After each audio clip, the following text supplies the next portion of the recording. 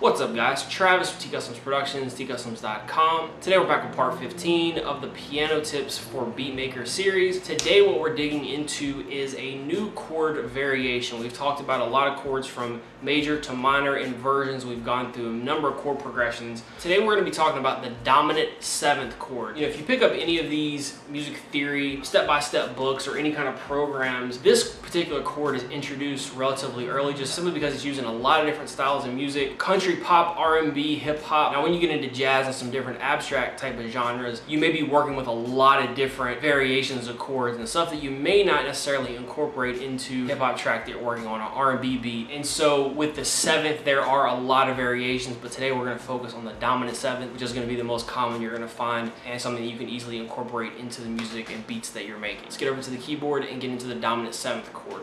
We've talked a lot about 1-4-5. We do the 1-4-5 in a C major, as you already know. Another variation using inversions.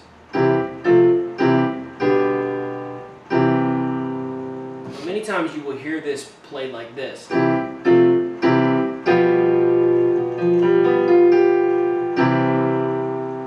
What you're hearing on that third chord is actually a G7. So if we go back to the G major triad, now if we introduce the G7,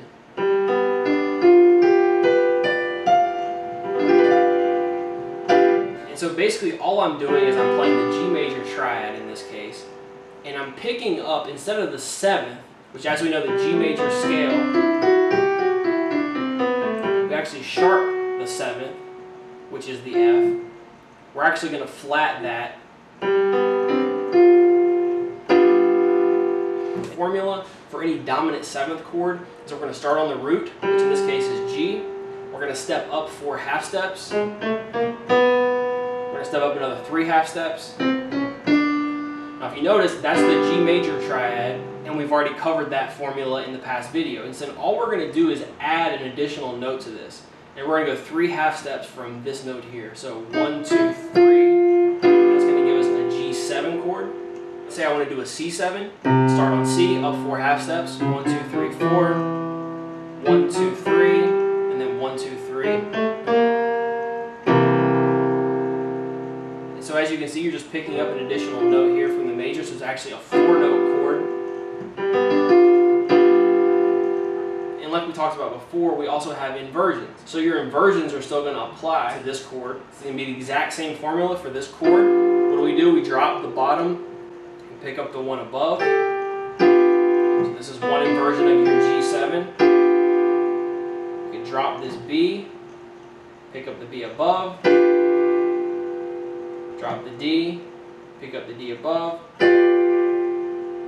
So if we come back to this simple 1-4-5 chord progression out of the key of C,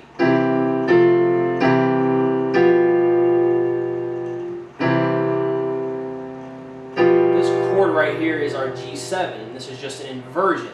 So if we focus on these 3 notes, and so what this chord is basically it's our first inversion with the 2nd note omitted. So this was our first inversion before, so if we go back to G7, this chord here, we drop this and pick this up, and then all we're doing is just dropping this D, so we're playing this B, F, G, and so that's all I'm playing. C, F major first inversion, C, G7,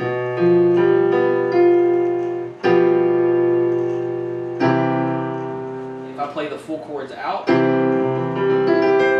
C major, F major. Now this time I'm going to do a G7, so I'm not going to hit this G above and hit the F.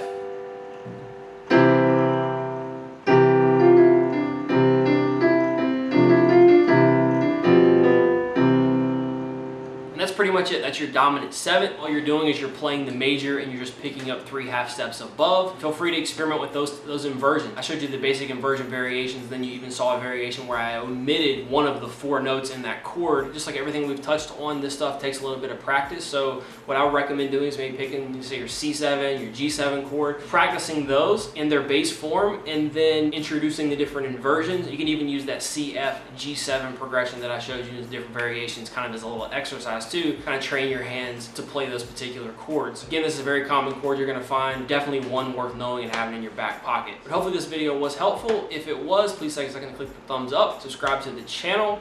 Let me know in the comments what you would like covered in future videos in this series, as well as other video topics. Connect with me on social media, link in the description for one-on-one music production and piano coaching. Thanks again, I'll see you in the next one. Peace. An FX kit, something that will have very unique sound, something that you wouldn't necessarily be able to find, say, in a virtual instrument or even other sound packs for that matter. And so you want to figure out how many half steps between C and A.